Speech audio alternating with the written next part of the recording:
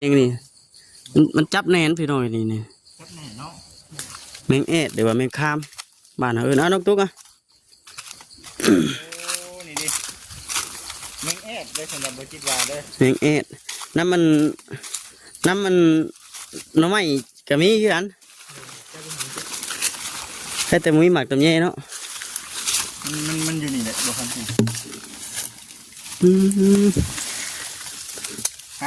เอาแล้วนี่เลยพี่น้องตัวผู้ตัวทกนี่กล้วยตู้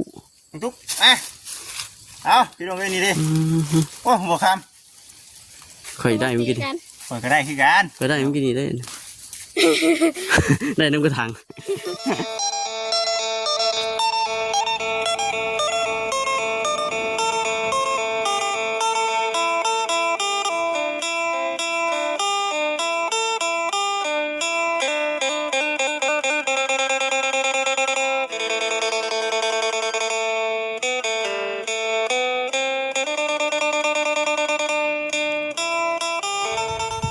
บัตรขายนี่คือพากันไปขายเนาะได้ผู้จักเท่าไหร่คนละแสนหาคนละ200,000มันก็ตามที่ว่าทานหน่อยทานลายลายมันก็ซีได้อยู่แบ่งจักพูดบัดนี่จะเฮ็ดน้ำกันงาหาผู้คนมาแล้ว บ่ต้องแบ่งกันเลย โดยส่วนพ่อกับแม่นี่ก็พูดนึงแม่นบ่โดยน้องมันก็รถไทยแล้วยิบ ก็ มีคนนี้เพราะว่าออกค่ารถค่าอย่างเพิ่นแล้วน้ำมันอย่างเพิ่นแล้วตัวเพิ่นออกก่อนน้ำมันจักน้ำมันรถกับเพิ่นเป็นคนออกก่อนนะที่ได้ว่าไปแล้วก็ฮักกันในหันแล้วอ่านเบิ่งว่ามันยังเท่าไรดิยังเท่าไรกับปั่นกันสำนั้นเนาะพ่อแม่เนาะจำหนึ่งน้องชาย2คนกับปั่นกันคนละพูดรถมีอ้ายอีกคนนึงเป็นบ่มีอ้ายอันนั้นกับปั่นอีกว่าเพิ่นผู้นั้นแล้วเป็นผู้รักกันตัดไม้บัดนี้น้องกับน้องได้บัดนี้เนาะอันกันอีกบัดนี้เนาะถ้าแบ่งกันผู้พูดนะผู้ฮุกด้วยนี่เนาะแม่นบ่ฮุกพูดนี่ต้องซ้ำกันเบิดเนาะเท่ากันหลายที่สุดฮอดบ่4-5 แสนกาวช่วงชุดก็อยู่วัง3คนละ3แต่ชื่อเขาชื่อน้ำชื่อแล้วนี่ก็แค่10 พอแล้วแค่10 พอแล้วเนาะซื้อข้าวสอบนึง50 โลก็บ่พอพี่น้องเอ้ยเนาะเดี๋ยวนี้มัน6-7 แสนนี่ได้สอบนึงต่อ50 โลนะแพงไงน้องเขาเดือนแพงมีข้าวจักสอบนึงยังว่าสิบ่ห่วงปานใดเนาะได้เงินมายังว่าสิได้เก็บไว้ได้หน่อยน้องตุกกับน้องชายไม่ได้ว่าถ้าว่าได้ปลูกอ้อยคนนั้นก็จะได้หาเงินชื่อเขาแล้วก็จะต้องสูงชุดนี่เคยซื้อฮอดบอล3 แสนเขาประมาณ25 โลอย่างเงี้ยเนาะโดยเพราะว่าชื่อไว้มันก็ได้กุ้มดุลมันก็ให้เวลาเฮาหาเงินเก็บไว้อีกติมันก็สิโดนอีกอยู่25 โลก็โดนหลายเติบได้เพียง25 โลก็ได้20 โลเนาะเพราะว่า150เพิ่นก็มันได้10 โลเนาะบัดที่นี่นะในเรื่องน้ำกินของทั้งน้องๆด้วยน้องไปเอาใช่น้องไปเอาให้เป็นกระตุ้แบบนี้นะมั้ยเพราะว่าเพิ่นก็แล้วเกี่ยวเพิ่นก็น้องเอาขึ้นมาส่งมาเองเอารถมาเกี่ยวกับชื่อมันบ่ทันเลยแม่นชื่ออะไรก็จับเป็นมันบ่มีน้ำเนาะแถวนี้เนาะช่วงหน้าแล้งนั่นหยังก็มันได้ซื้อตลอดที่บ่แม่นน้ำใช้ก็มีแต่ในเพื่อนเพิ่นแล้วเพิ่นคอยมีอยู่น้ำใช้พอได้ใช้อยู่เนาะแต่คนเนาะแม่นอึดน้ำกินนี่อยากอึดอยู่ขุดกะพอได้แต่ซ้ำนี่พอได้ใช้ใช่บ่คือตอนอาบได้น้องเอาสมมุติว่าน้องอยากอาบน้ำเนี่ยช่วงยามแดงนี่เอาน้องสิไปอาบไม่ใช่ลงไปเพื่อนมันไปแล้วสิอาบน้ำบัดใดนี่ต้องลงไปพุ่นนั่นคือก็ถ้ามีถังง่ายๆยืมรถมันแก้ขึ้นมานี่ทางตัวนี้ดิทางตัวนี้ก็ปกติกับแก้อยู่เพราะว่าทางหน้าฝนก็บ่ได้ลงแก้แล้วเพราะว่ามีงานมันบ่พอเนาะมันบ่พอสิใส่ไปดอกเนาะทางก็ได้ห้องน้ำจักอันไหนใส่แน่เนาะจักอันไหนอาบแน่โอ้น้องตุกประจัดเด้อน้องตุกเด้ออาบมือละโอเอาน้องตุกเลยต้องอาบลายมุกวันเดียวมันก็มันล้างหมดหัวแหละ มันคือมีกลิ่นแมงแคงหอมแมงแคงด้วย มีใช่ป่ะ ยามเป็นข้ามได้ยาม บ่ทางไปเนาะหักเมนูนี่มีแต่หน้ำไม้เนาะช่วงนี้ทางน้องๆหาได้แม่นบ่ โดยบางวันคันบางทีไปเลาะเมียงข้าม เมือง แมง ข้า คาม ม มีคู่ ไก่บ่แม่งครับ นี่ผมก็เห็นอยู่แล้วมันใกล้ เออ ไก่เคยบ่อันนี้ โดย ที่ได้นี่ โดย พอได้อยู่ติ ไปเบิ่งไปยังหรอบ่มอดคำบ่ ก็มันอยากคบกันยังไง มันหกบ่ นะครับไปเบิ่งเนาะ โดย ไปเบิ่งเป็นคงอยู่คงกิน เอาหูจัก นะจะว่าไอ้ายบ่ยักบ่แม่งครับอ๋อ บ้านเฮาเอิ้นแมงหยังแมงแอดบ่ แม่งครับแม่งแอดเนาะ แมงแอด ครบมือเขามือน่ะ พอได้อยู่บ่ มันก็ได้เท่าละ20-30 เออ ปลาย ไปเบิ่งเนาะ โดย ไปเบิ่งเดี๋ยวสิไปเบิ่ง แม่ มันก็ได้หาหลายต้น แพงนะ อยู่อันนี้ล่ะเจอใกล้นี่ โดย แต่ว่าซ้ำนี่มันก็ทุกที่อยู่สูงได้ซ้ำแดดสิ โดยไปดูชูงเพราะว่าคนไปดูในกุ๊กไม้ไงจะส่วนหลาย ไปเอาแบบไหน สั้นเนาะ สดันเอาแล้วมากระตุกแล้วกัน ก เก็บ ก เอา คามกกคามกกกันพระอีหุ่มบ่ โดยก็จะอยู่ตามแบบเรื่องกุ๊กไม้ใหญ่ก็มีแต่ค่าก็มี พอได้เปลี่ยนอาหารนี่พี่น้องเอ้ยเนาะพอได้เปลี่ยนอาหาร มาเลยพากันเฮ็ดที่ได้กินลาบเอาบ่ ขั่วก็ได้ ขั่วป่นเนาะแจ่วคือมันกิโลนี่เนาะ โดย จำโอ้ย อืม คักอีกแบบนึงพี่น้องเอ้ยเนาะหาอยู่หากินนี่ก็ พอได้เปลี่ยน แต่ว่าสิยากแต่ช่วงแรงๆได้ปัญหาสิหาได้หาได้กินบัดสิยากตัวนี้เนาะ โดยเพราะว่าทางงานผลมันก็บ่ค่อยยากด้วย ยามฝนนี่บอกเลยว่าอาหารการกินก็พอได้ เรียกไก่ อยู่ได้กินน้ำธรรมชาตินะ ฉันอยากกระจับหมกก็แล้ว อันนี้บ่ ใหญ่มากอะ ไก่ตีผัวจ้ะเนาะเอาอีกแล้วเป็นเรื่องอีกแล้วต้มไก่ตีผัวว่าซั่น น้องตุ๊กนี่ กะว่าหาเดือนในท้องหน่อยติ โดย 5 6 7 8 9ยังอีก4เดือนเนาะ 4 เดือน มันสิต้องถึงเดือนยังเดือนนี้เดือน10เดือน10เดือน11เดือน12 1 2ตกอยู่เดือน2เนาะ สอง ถ้าคลอดนี่พี่น้องเอ้ย ประมาณนั้นบ่เดือน2กันประมาณเดือน3ประมาณนี้ แม่นบ่ โดย ถึงช่วงหนาวซะนึกเดือน2เดือน3 ดีแล้วอยู่กับอยู่ไผเนาะ โดย มันจังแบบพอดีอุ่นเนาะ ปุริอุ่น แค่ว่าถึงช่วงเดือน4เดือน5โอ้ยยันเด้เนาะ ร้อนแล้วทางยาม ฮ้อนแล้ว แบบยามหนาวก็สิคล้ายอยู่ว่าแบบอยู่ไผเนี่ยก็สิอุ่นอย่างนั้น มารุ่นพี่น้องเด้อเนาะบ่จิตสิติดตามทางครอบครัวน้องตุ๊กเพิ่นพี่น้องเนาะเพราะว่าคือ FC เห็นสิแหละน้องๆเพิ่นก็บ่มีหยังเด้อพี่น้องเด้อเนาะเรื่องเขาวนำซ้ำปลาใจจริงนี่ก็บ่อยากปะเมียปานใดเนาะช่วงนี้เนาะ โดย แต่ว่ามันเลือกบ่ได้เด้เนาะ เพราะว่ามันก็จำเป็นแหละ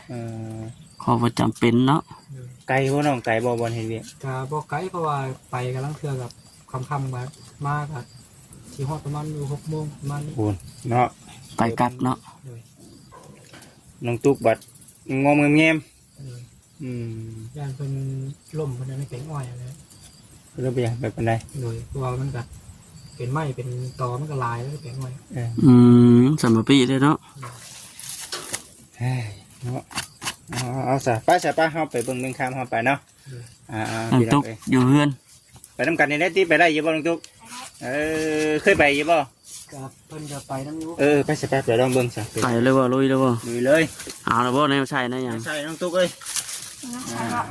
โอเคพี่น้องเอ้ย เอาจังไดก็มีแต่ว่าคลิปนี้ก็สิพาทั้งพ่อพี่น้องชี้ไปรอบเบิ่งบอนหาอยู่หากินของน้องตุ๊กกับน้องไส้นี่แหล้วน้องว่าจิเนาะให้สิติดตามเบิ่งไปนํกันไม่ค่อยล็อกบ่เข้ารถค่อยล็อกแล้วล่ะรถหาป้านี่เนาะว่าจิเนาะ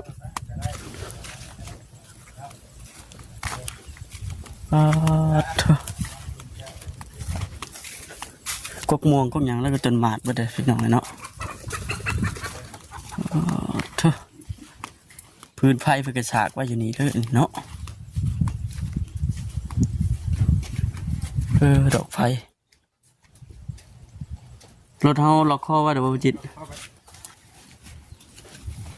ไปทางพุ่นบ่ ไปตามถึง โถน้องตุก ใส่วะ ฮะ ใส่วะ ไผ่ป้าเจ้านะ เลย นะแม่ ป้าป้าเรื่องเกิดกับพ่อเห็น นี่เด้ เรื่องเกิดนี่ แม่นใช่ป่ะแดดกำลังจ้าใช่ไหมพี่น้องโอ้ยอยู่ในช่วงบ่ายหนึ่งบ่ายสองแดดกำลังแห้งคลิปนี้ก็อีพาทางพี่น้องชีเลาะเบิ่งน้องตุ๊ก ตัวละพัน ตัวละพัน ครับ มันใช่ได้จักโตได้10 โต20 โตกับจุเจ้าไว้กินบัดนี้ อยากอะไร บ่อยากอะไรอยากกินแกงหน่อไม้บ่ฮะอยากกินแกงหน่อไม้ใช่บ่น้องตุ๊ก เห็ดมันท เพ่มันข้ามโอ้คนบักใหญ่บักตีสิบ่เพ่มันข้ามบ่ซั่น เอ้าเนี่ยได้ฉันโอเคว่ากินนี่มันฟื้นขึ้นน้องตุ๊กนี่แต่ช่วงท่านได้ถือผ้าเนี่ยมันบ่ได้พิษหยังบ่วันนี้กินปลาทูกับพิษกินแมงข้างกับพิษหัวจำเจียวได้ฮะจำเจียวแล้วเสร็จเด้อ ำขอจิ้มอะไร มาเลยดิเราหยอกกันไปน้ำไปน้องนี่เนาะ ไปหาได้ยุ่ง ย่างไปหาได้จะไปป้ากันเด้อน้องชายเด้อลงกั้มได้ยังบ่เคยมาใช่ไหม แต่ว่า โอ้ ตามเรา อืม ยังเรียกไปปุ๊บไปหาได้ยุ่ง ก็ย่างไปน้ำน้องชายพุ่นแหล้วอันนี้บ่อนที่ว่าน้องหน้าเพิ่นอยู่กันบ่ ก็ยุ่ง อ้าวบ่ได้อันอยู่นี่บ่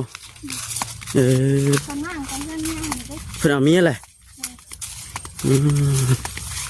โอ้น้องโดดมันไม่ดี ฮะ น้อง เออ ไม่ขุ่นจริงเลยดีใจ วุ่นช่วงแรงๆผมมันสิใส่ แม่มันหน้ามันจะปีกาย มันสร้างกินบ่ฮะ อาหารละคน พุ่นย่างไปน้ำน้องชายพุ่นไป ได้ชิลงแล้วที่อาจจะมานำไปที่เห่าแล้วหน่อย โอ้ยเท่านี้บ่ค่อยงานไปกันเนาะ นี่แหละ ฮะ มาตัวน้อยๆตัวมันเห่าเบามันไหนดิ เออเอ้าเป็นให้หน้าคนเนาะทางนั้นเนาะอืม แน่นี่ บ่มันก็สีงามอยู่บ่ได้จัง แต่บ่ค่อยงาม มันเป็นดินไปสิเนาะ ค่อยส่วนหลายเกิดมากอย่าเป็นค่อยขาวให้เป็นลูก เออ ตัวถ้าว่าเขางานให้คัดยังไง บ่ ถ้าตัวให้เป็นลูกอะไรมันบ่งาม ตัวไหนบ่งานในมันทิมติ บ่ให้ส่งเขา เอาตัวที่ว่ามันมีคุณภาพดีเนาะอืม พอมันที่นี่ย่อยต้องเกตได้ที่แค่นี้เด้ บ่เด้อ นี่เราจะที่ส่งต่างหาก อืม ส่งต่างหาก ลุ้นกันเด้อพี่น้องเด้อว่ามันสิเห็นอยู่บ่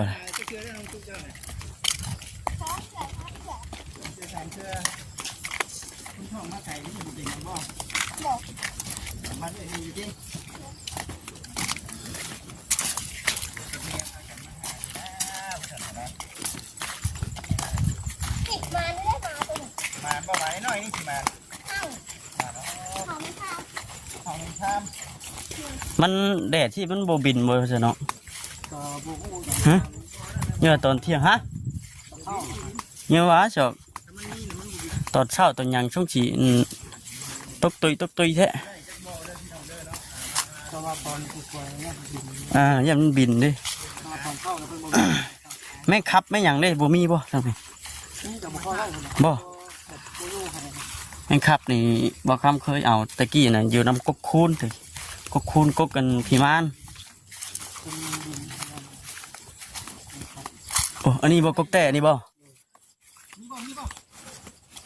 ตรงนี้มึงก่อนนะ ต้องทันบ่ นี่น่ะแม่นบ่ตัว เห็นบ่ครับ โมเมนต์ สลัดสลั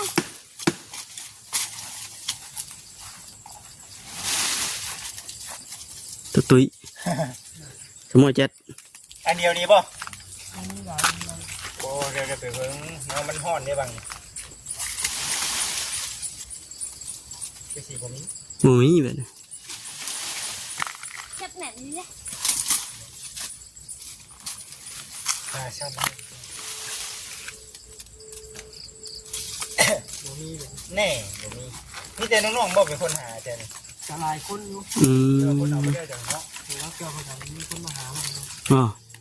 ไปเขาทางเพื่อ เราเบิ่ง เอาแล้วแต่ผู้สิพาไป กันบ่ได้คือว่าเหี่ยวแด้มันสุกเนาะ เอาหลังมาเริ่ม จำแก้ว ไปเลย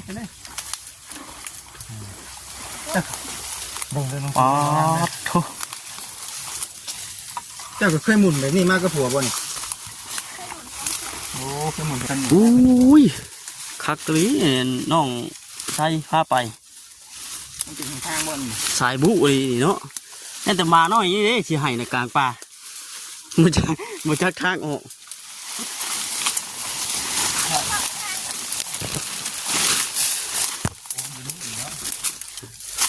มีแต่ป่ากอยเนาะว่าจิเนาะไปเบิ่งไปชมน้ำกันพี่ต้องติดตามเบิ่งน้ำกันเด้อโอ้ทางอยู่นี่นี่เนาะ ถ้าเป็นหมุนมากพี่น้องเอ้ยเนาะสิได้จักโตมันคงใจธรรมชาติเลยที่คนมักเบิ่ง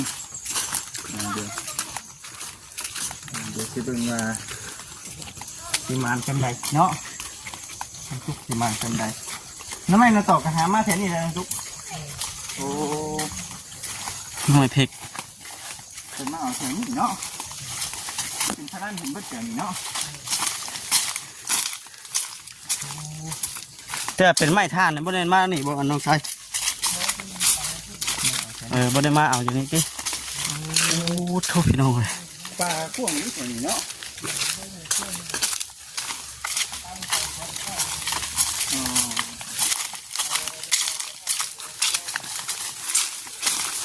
โอ้มีแต่ห้อยกับเจ้าตีนะแตกเบิดลำมัน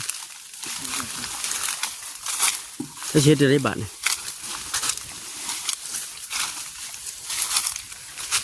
เอาผ้าตีตบเน่บาทบ่ได้บาท สมอเจ็ด ขอเด้อขอเลย จะเช็ดได้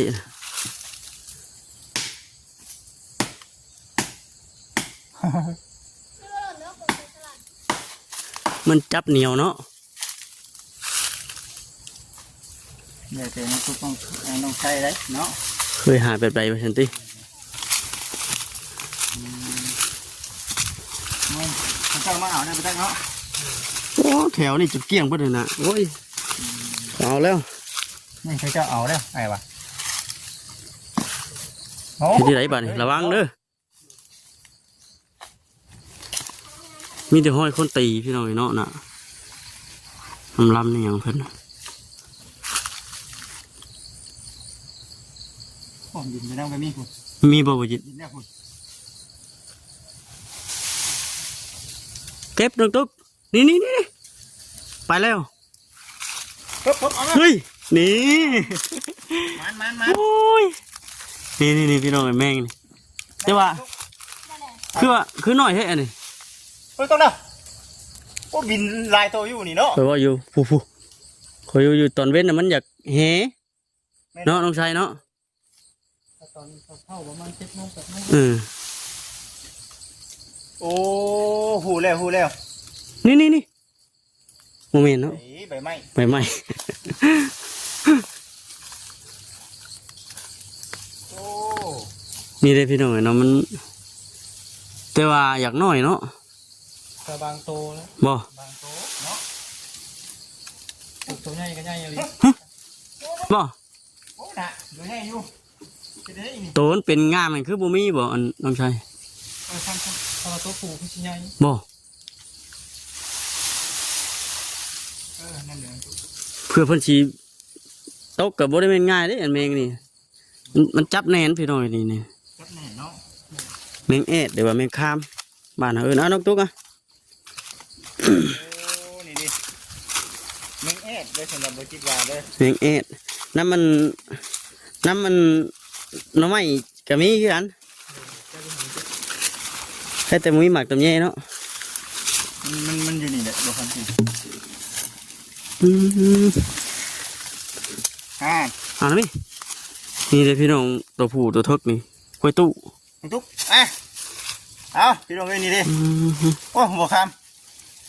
เคยได้เมื่อกี้นี่ ำข่อยก็ได้คือกัน เคยได้เมื่อกี้นี่ได้ ได้น้ำกระถางเพื่อนว่าต้องใช้มานี่ โอ้สิได้อีดอกฉันก็ขัวอยู่ดอกเอ็งตัวได้ลองทุกเบิ่งดู ไป4ตัว สี่ตัวเลยเฮ้ยนะมาก่อนนี่ดิพี่น้องเอ้ย ต้องขั่วแล้วก็อันลาบเอาพักมันมุนคือแจมกิโลอันเด้ ระวังเด้อมันทุกเด้อคุยงานเด้อ โอ้เวลาทำตัวหมา ฮะ เวลาทำตัว เจ้ามานี่เด้ออยู่เมืองบ่น้องจุ๊บ ได้สลับที่ค่ะเห็นแล้วค่ะ ระวังเด้อ ไม่เอานะ เอาเด้อลงลูกหัวได้ ได้บ่ได้บ่ เป็นพลานนะนี่เนาะทางนี้เนาะเฮ็ดปวกทุกกีฬาใช่ยามนะ บ่มีเลย ฮะ บ่มี เออ เอาเลย ตุย โอ้เป็นบ่อนหากินน้องๆเพิ่นเสียงไว้แถวนี้เด้อ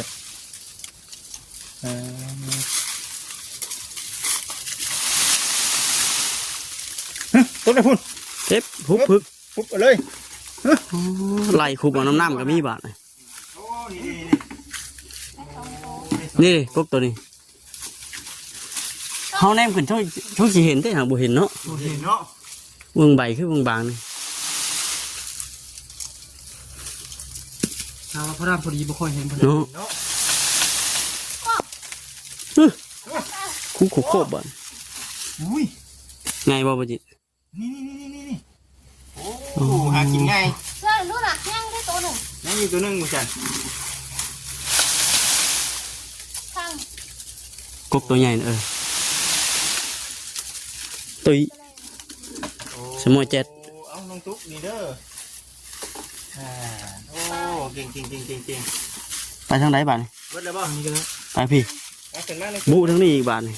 ค่อยๆได้น้องตุ๊กเด้อ โอ้หอยคนพลาดเถอะนี่มันง่ายแสดงว่าบ่ได้มีแต่จุเจ้าได้หานี่เนาะ ตลายเพราะว่าส่วนหลายเข้าหาขาย อันนี้ได้เออ ก็เพิ่นก็หากันขายแนวเป็นขึ้นหลาย พวกผัวได้สองคนเพิ่นกินเนาะ แม่นเลย พวกกินได้เลยกินเดียวไว้พวกกินได้กินระวังเด้อ คุณเราพาเมียเราไป ได้บ่น้องตุ๊กได้บ่คุณตั้งนี่น้องตุ๊กประมาณนั้นน่ะ เอ้ามาดึกตึกน้องบะจักหมาในกับนั้น น้องตุ๊กเด้อ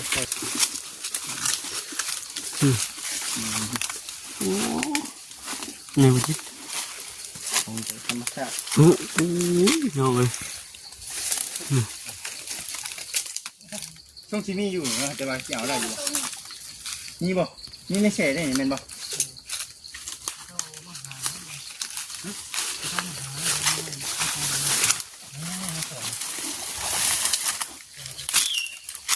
จะเป็นข้อดึกเอาบ่ อ๋อ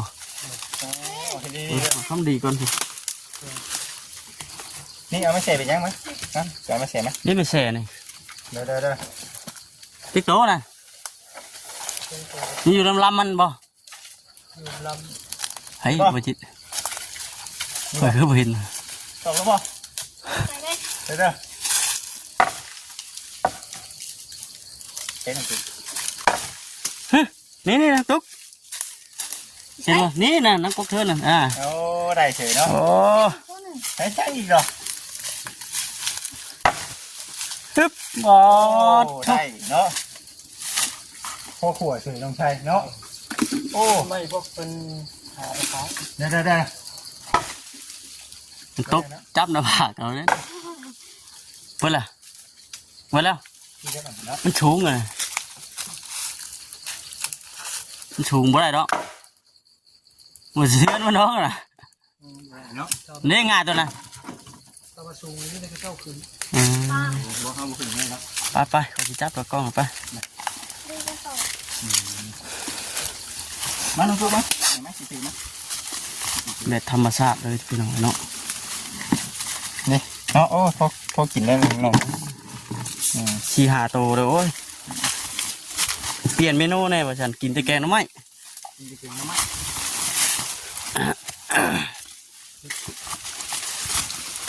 ทางเก่าหามากพี่บ่อน บ่ได้บ่กัน หมากยังนี่บ่จิต กินได้ใช่ ไปเราเมื่อได้ป่ะไม่ละป่ะไม่มาจะนี่ทำได้น้องตุ๊กน้องชาย มาเลย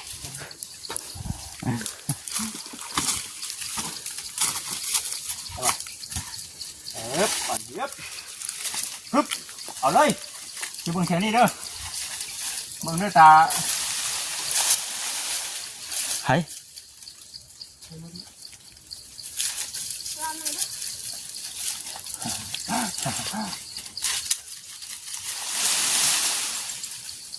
บ่มี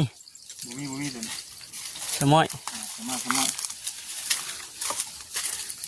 ไม่ดอกไม่หยังก็มีเนาะทีนี้เนาะน่ะ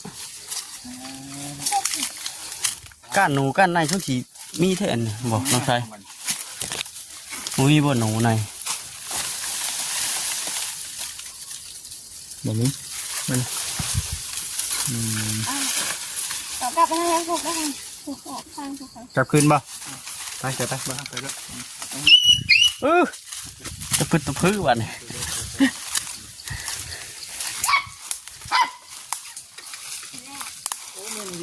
มาแน่โอ้ นั่นนี่นะมาหน่อยมาเนาะ มาใช่ปะ ฉันมาตั้งแต่เช้าก็ได้ บ่เข้าเห็นมันเห็นดิ แบบที่ว่าตัวใดเพิ่นลงดินแล้วมัน ได้แล้วไปตุ๊กแมงก็ เหลือตัวหนึ่งนะหมา นี่ยังก๊กนึงจากบริษัทนี่น่ะมันน่ะใหญ่เนาะก๊กนี่ไป มาแล้วฉันนี่กัน ทำไมนั่นแมงแอดจักหนีดองที่ห้องเองกินเนี่ย เนาะ เนี่ยนะเจ้า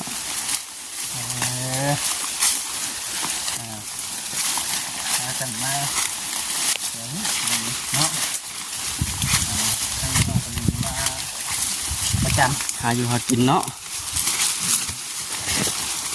ำเที่ยวทางจะเป็นห้อยแล้วลงทุนเนาะได้แล้วพี่น้องเล่นดิไปอันนี้ก็มาถ่ายให้กับพี่ซีเบิ้งนี่เลย แม่ ของอยู่ของกินเพิ่นได้พี่น้องเล่นดิได้เนาะได้พี่น้องไปที่เด่นก็จะได้เมื่อได้เนาะ แม่นั่นแหละ จะได้เมื่อไป เจ้าขอโต นอน เมื่อหาโมไนเพื่อจะได้ ง่าย มาหาน้องๆเพิ่นมาอีกเนาะว่าอยู่เนาะหมูมีหมังเมาเนาะเท่านี้เนาะ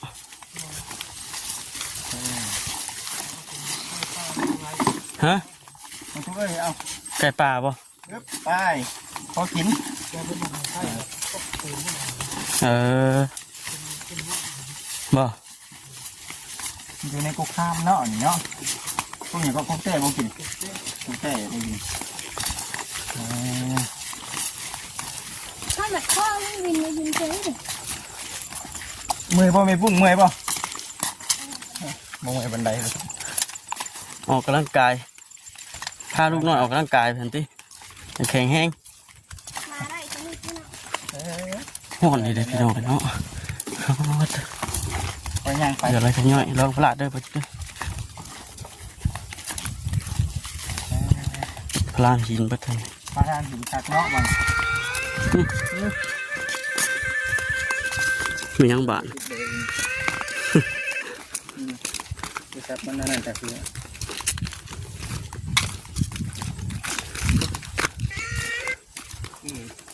มันมีคือว่าลายอยู่คือว่าแดดเนาะ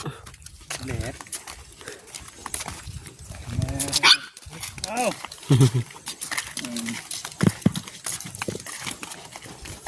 ตอนนี้เวลาบ่ายโมงหนึ่งเนาะ บ่ บ่ายโมงนี่แหละเดี๋ยวจะได้ครับไป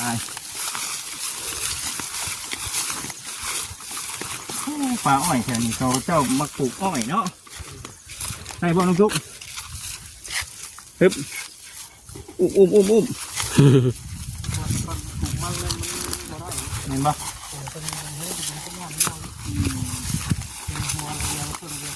นี่คืออ้อยเลยเนาะนี่คืออ้อยเลยมันเป็นดินอมน้ำเนาะนี่เนาะ ดินเก็บน้ ใบ ว่านู่นอยู่ในพี่น้องเลยหักน้ำอมเพิ่นเนาะ จะมีเพื่อนหนูปลูกไว้ เห็นปะเฮ็ดหน้านี่เจ้าว่าสิได้บ่ได้ปะ เก็บน้ำเนาะโอ้มีโก้หมกบัวเลยมาจิตฮะ บัวว่าเนี่ย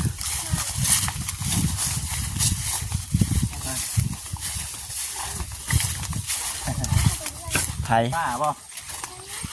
ฮะป้าได้มาเนาะ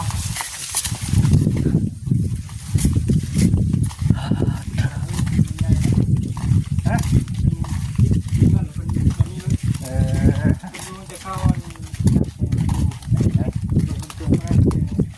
ตักหอยเลย ตักแห่ดีเลยเนาะ ว่าจิตชื่อได้อยู่ว่าตัวเราคิด ไปนะโอ้ เพิ่นนั่นเด้ นั่นเพิ่น ไผ่ สมาชิกเห็นบ่ โดย อ้ายเพิ่นไปได้ต้องได้เอ้ยต้องใช้เอ้ยเนาะสิได้กลับก่อนมีแต่ว่าคนแหละอยู่เมื่อหน้ามื้อในสิเลยเนาะ แม่น มาน้ำแข็งทุกคนเลยที่น้ำก้อน น้ำเย็นเนาะ เอาน้ำตุ๊กมือป่ะโอเคไป